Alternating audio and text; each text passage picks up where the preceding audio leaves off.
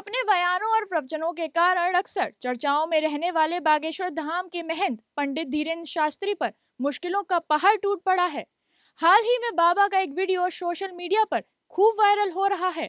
हो सकता है फोन स्क्रॉल करते वक्त आप भी इस वीडियो से जरूर रूबरू हुए होंगे। हम आपको पूरी खबर बताएं उससे पहले जरा एक बार इस वीडियो को ध्यान से सुन लें। यहाँ पर बहुत से बुद्धि और तर्क के लोग ब्राह्मण और क्षत्रियों में आपस में टकराने के लिए उपाय करते रहते हैं कि 21 बार क्षत्रियों से विहीन भूमि कर दी, भू कर दी, पृथ्वी कर दी। बात मजाक और हंसी की बात यह है कि अगर 21 बार क्षत्रियों को मारा तो क्या एक बार में जब सभी क्षत्रियों को मार दिया तो फिर 20 बार क्षत्रिय कहां से आए? जब एक बार में ही सभी क्षत्रियों का पृथ्वी विहीन हो गई तो फिर 20 बार कहां से आए? और फिर 21 बार की क्या जरूरत पड़ी हो? ये क्षत्रिय अचानक पर प्रकट कहां से हो जाते थे? इस पर थोड़ी सी चर्चा करते। दरअसल बाबा बागेश्वर अपने प्रवचनों में कलचुरी समाज के आराध्य देव भगवान सहस्त्रबाहु, जिन्हें सहस्त्रबाहु अर्जुन कहा जाता है, उनके खिलाफ टिप्पणी करते हुए नजर आ रहे हैं। वो कलचुरी समाज के आराध्य देव भगवान सहस्त्रबाहु को अत्याचारी, बलात्कारी और दुष्ट बता रहे हैं। सहस्त्रबाहु जिस वंश से था उस वंश का नाम था है वंश। है वंश के विनाश के लिए भगवान परशुराम ने परसा अपने हाथ में उठाया।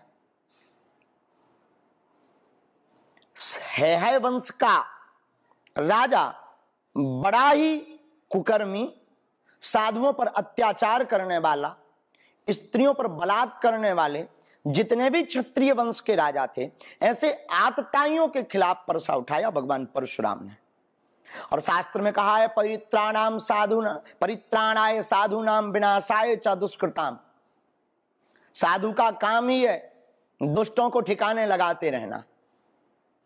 और आपने है वंश के राजाओं को मारना प्रारंभ किया, लेकिन आपने शस्त्र शास्त्र की मर्यादा का पालन करते हुए कभी भी ना तो स्त्रियों पर अपना परसा उठाया, न बालकों पर अपना परसा उठाया, न बालिकाओं पर परसा उठाया। तो जब एक बार आतताई राजाओं को मार दिया पर उनके बच्चों को हाथ नहीं लगाया, और जब वो बच्चे युवान हुए और उन्होंने भी अत्याचार प्रारंभ किया और उन्होंने भी अपने पिता का बदला लेने के लिए दादा परशुराम, भगवान परशुराम पर आक्रमण किया, तो फिर उन आतताइयों का वध किया, फिर उनकी संततियां हुई, फिर उनका वध किया। बाबा बागेश्वर ने आगे बताया कि जो क्षत्रिय दुष्ट थे, बुरे थे, उनको इसी क्रम में 36 बार पृथ्वी से विहीन किया गया। ऐसे क्रम में 21 बार क्षत्रियों को पृथ्वी से विहीन किया।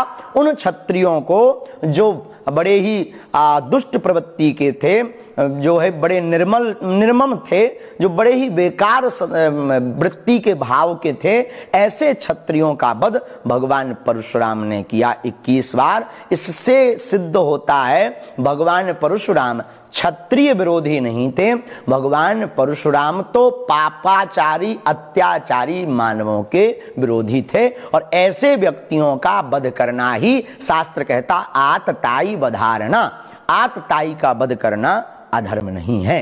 इसलिए भगवान परशुराम बहुत ही पूजनीय और सभी सर्व समाज के लिए पूजनीय, केवल ब्राह्मणों के लिए नहीं, सर्व समाज के लिए पूजनीय है। उनका परसा केवल ब्राह्मणों के लिए नहीं उठा, उनका परसा समस्त चराचर में रहने वाले जीवों के कल्याण के लिए उठा है। इसलिए भगवान परशुराम केवल एक विशेष जाति समुदाय तक सीमित नहीं है, भगवान परशुराम सभी के लिए हैं। और उनकी कर्म योद्धा की जो नीति है, उस कर्म योद्धा की नीति को हम आप सबको स्वीकार करना चाहिए। आपको बता दें कि बाबा के इस बयान से कलचुरी समाज के आराध्य देव की मानहानि और लोगों की भावनाएं आहत हुई हैं, जिसके बाद बाबा को 9 मई को नोटिस भेजा गया था, मगर बाबा ने नोटिस का जवाब नहीं दिया, जिसके बाद ग्वालियर की जिला अदालत में ये परिवादवाद पेश किया गया, जिसकी सुनवाई अब 1 जुलाई को होगी।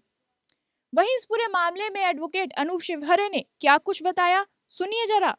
ये बागेश्वर धाम के जो धीरेन्द्र के शास्त्री जी हैं, उन्होंने जो कलचुरी समाज के आराध्य देव श्री बाहु परशुराम जी को लेके जो अनर्गल व्यंग दिया था शास्त्र बाहु अर्जुन के विरुद्ध कि बलात्कारी और जैसे तमाम अनर्गल शब्द बोले गए थे, उसके खिलाफ हमने प्राइवेट कंप्लेंट पेश करी है, मानहानि का दावा पेश करा है उनके खिलाफ।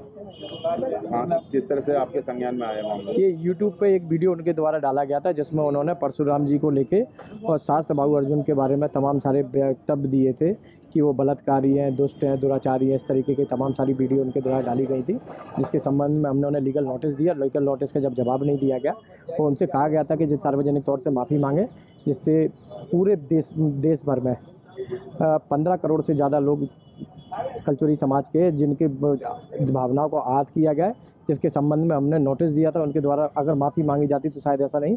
और वो जो एक शब्द बोलते हैं कि हिंदू राष्ट्र के बारे में, पहले उनके द्वारा एक वक्तव्य दिया था लोधी समाज को लेकर, जब प्रीतम लोधी वाला जो व्यंग हुआ था, उसके बाद उन्होंने साईं बाबा को लेके, ये सिर्फ हिंदू समाजों को ही तोड़ने का काम कर रहे हैं, ये जोड़ने का कोई काम। हालांकि ये तो 1 जुलाई की तारीख ही तय करेगी कि बाबा को सजा सुनाई जाएगी या इस बयान के बाद उन्हें यूं ही छोड़ दिया जाएगा।